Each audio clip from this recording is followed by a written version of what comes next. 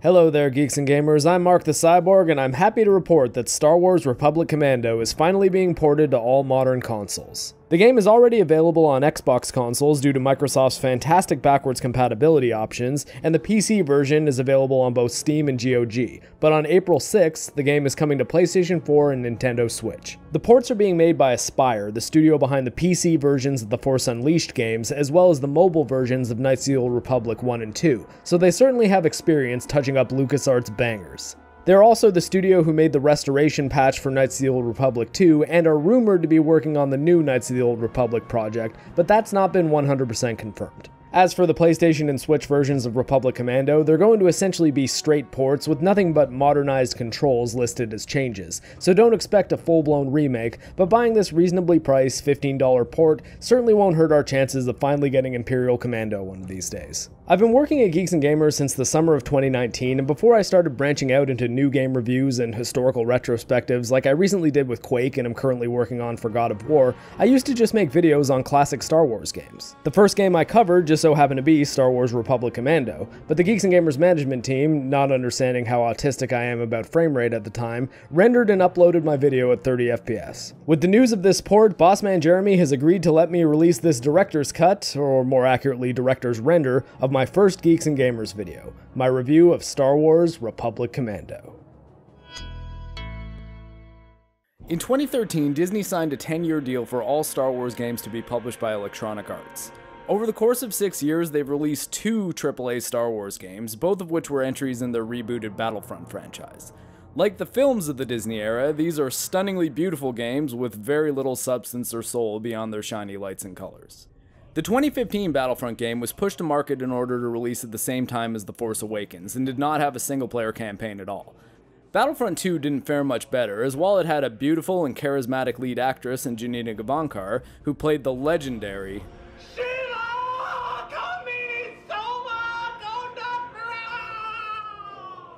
The seemingly interesting story about the fall of the Empire and the rise of the First Order sounded cool, but 3 missions in, Gavankar's Iden Versio character betrays the Empire and the story became a very generic Star Wars tale, with a distracting pace, forcing you to jump between playing as Versio, as well as seemingly every other lead original trilogy character.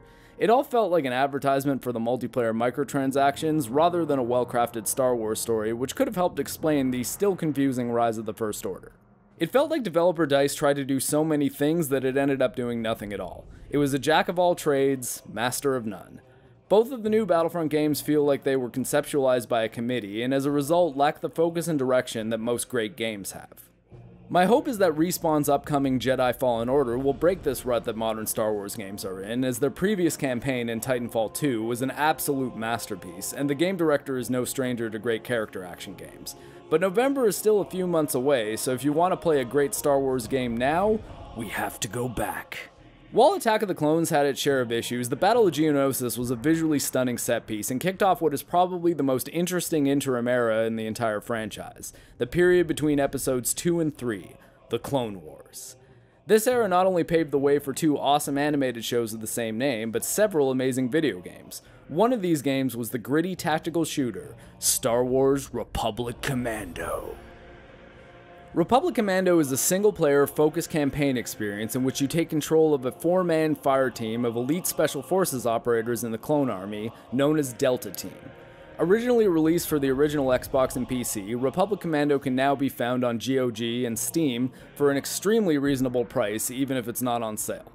I did play the game on Xbox when it originally released, and I'm happy to report that replaying it 14 years later, it holds up very well. Unlike the large-scale Battlefront games, Republic Commando isn't about the spectacle of the large-scale Star Wars battles, but is instead a boots-on-the-ground look at 3 theaters of the Clone Wars. The first is the familiar Geonosis, with Delta Team being tasked with both assassinating a Geonosian general and destroying a droid factory, presumably the one which earlier that day Padme and Anakin were adventuring their way through.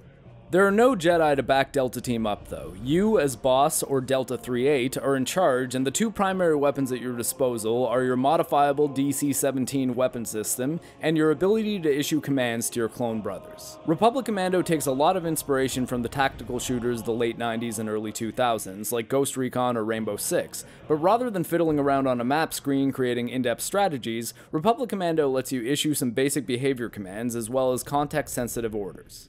The behavior commands are simple, things like search and destroy, which have your team attacking on their own, or form up, which keeps them close to you. By default, I found form up to be a more useful behavior command due to the dated AI. Keep that in mind, I'm not done with it yet. But the context-sensitive actions are incredibly useful as well. There will be several pieces of cover or overwatch positions, which you can look at, hit the action button, and have the closest teammate to that objective execute that action. So you can set up an operator to snipe, one to throw grenades, and another to use an anti-armor weapon, assuming those positions are available. In general, having your teammates take these tactical points will do far better than letting them run around, as they don't seem to have any limits on ammunition the way you, the player, does. Also, the power weapons and grenade attacks do far more damage than the workhorse D-17 blaster mode. In addition to strategic cover positions, you can also order Delta Team to take objectives, such as slicing a terminal, blowing up a droid pod, or setting up a demolition charge to clear your path. I found that it was smart to delegate these tasks, as my human brain and reflexes were far better at covering the rest of Delta Team, and staring at a hacking animation was not the best use of my combat prowess. It is very cool that every action in the game can be executed by both the player or the teammates though, and if clones are good at one thing, it's executing orders. Execute Order 66. Yes, my lord. Every aspect of the game is geared around using your team effectively, and the few moments per chapter where you do not have the rest of Delta Team at your back are noticeably tense. The game does a great job of making you feel like a badass, but also very vulnerable. A super battle droid wouldn't be a very scary sight for a Jedi, but the first time you deal with one in Republic Commando, you're quickly reminded that there are no lightsabers or force powers to save you. Just 3 clone brothers, an adaptive rifle, and the focus fire command. This command can be initiated on any target, and in addition to making all of Delta Team attack that target, letting you remove the greatest threats quickly, it also displays a health bar for that enemy on your HUD, giving you a decent idea of which attacks are most effective against which enemies. The super battle droids, for example, are taken out almost instantly by the DC-17 anti-armor shells, but considering how rare that ammo is, it helps to know that the sniper attachment can knock off their chest and face armor. Once the armor is off, shooting the exposed circuit boards whittles their health down quickly, so you're rewarded for a bit of thinking and precise aim. On hard difficulty, this knowledge and strategy is all but required, but even on the standard medium setting, you won't get very far if you're trying to be a lone wolf and aren't making use of your other weapon modes, grenades, and most importantly, the rest of your team. Sadly, it's in the team behavior that the age of the game becomes more apparent. Friendly AI has always been a large hurdle for game developers, and while Delta Team are quite good at obeying direct commands or reviving you when you're down, it's clear that they don't quite reach the level of sophistication of a human player. They don't seem to have any self-preservation instincts and will die frequently, particularly on hard mode. This leads to a lot of situations where you'll be running around trying to keep them alive, then quickly ordering them to resume a stationary objective while you do the fighting, because they don't really fight like elite clone commandos when they're the only one alive.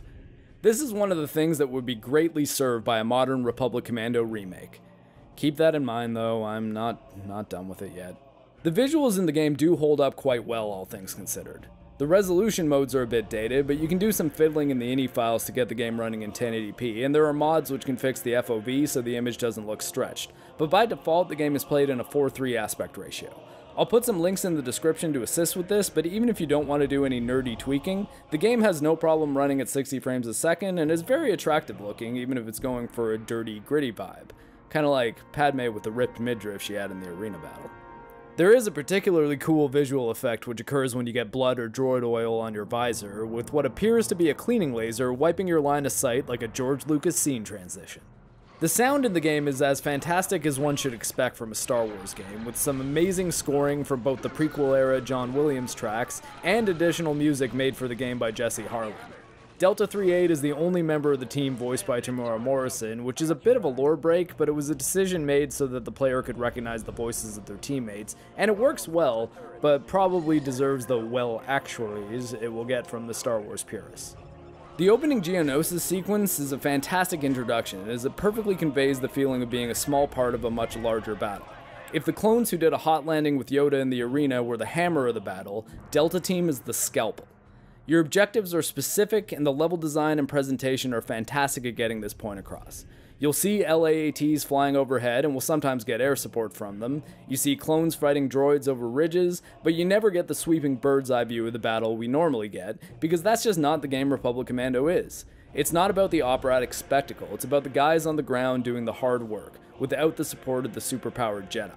Republic Commando is a bit light on content, which would be an issue if it were a full-price game, but considering its current position as a game which can be acquired between $3 and $15, the length of the game is pretty perfect for a retro shooter.